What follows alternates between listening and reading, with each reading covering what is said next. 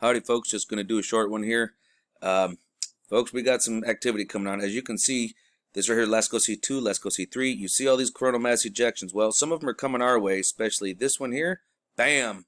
That big old whamma jamma right there, that's coming directly at us. You can see over here on Lasco C3, a little bit further away, you can see we are having some preceding this larger one. This one here is a direct shot coming right at us, full halo going around on both. You know, you can see it very clearly on both.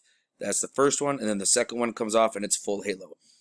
Well, we have what would be considered a cannibalistic CME coronal mass ejection, because that back one, it's going to catch up to the other one. We had a decent sized flare. It came out to be a M9.82, which is pretty close to an X flare.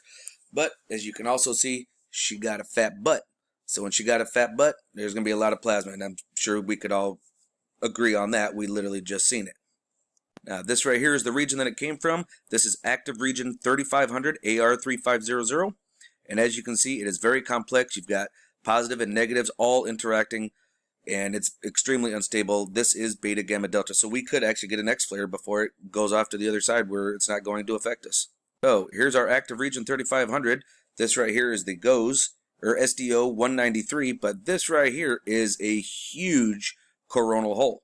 So after this event passes, we've got a large coronal hole to deal with high solar winds. But when is it going to get here? Well, let's get to it. It's actually going to arrive on the 1st. The first one is going to actually hit on the 30th. So we do have that we have to contend with. The first little hiccup is going to arrive. Now this is the most recent NOAA model. And if we watch, you see the first one come off there, and then the second one. So we're getting a glancing blow from the first one. There was actually a total of 4. You got 1, 2, 3, 4. These are just different perspectives.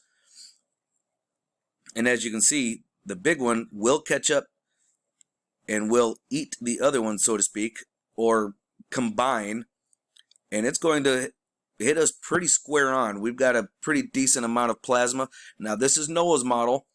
Okay, this is 60 centimeters cubed for plasma density. Solar winds, we're going to be touching up to around 600, maybe even 700 kilometers per second. That's pretty high. Now, I don't just use this model. I also use European Space Agency, because European Space Agency is pretty good too. They're, in fact, half the time they're more accurate than NOAA or NASA's NLIL model. And this is their version of it. So you can see we've got the multiples here firing off, but, oh, come on. And you can see it catching up, and then right here, look at this, folks. Read that across. That's saying 110, 105, 110 centimeters cubed of plasma. That is a crap ton. Now that's going to hit on 12/01. Now see, they don't have times here. They've removed their timestamp, which is quite annoying. And look at how they got the numbers all jumbled up. So that's actually kind of unusual. I'm not used to seeing it like that. So, of course, you know, they're going to try and hide stuff. Now, I am over here at spaceweatherpredictioncenter.noaa.gov. Now, I will say the predictions, they're saying KP7 G3. Okay? For those of you who are not familiar, come on over here to this page and take a peek at it. Space Weather Prediction Center, swbc.noaa.gov, and come to dashboards and go to enthusiasts, okay, which is where I'm at. This is Space Weather Enthusiasts, and you can come over and you can see exactly what this is. Last 24 hours observed, or last 24 hours, most latest reserved. Now you can find out what is a G. What does that mean? Well, it tells you here. This is for G1. I believe if we go here, we can, yeah, let's take a peek at that.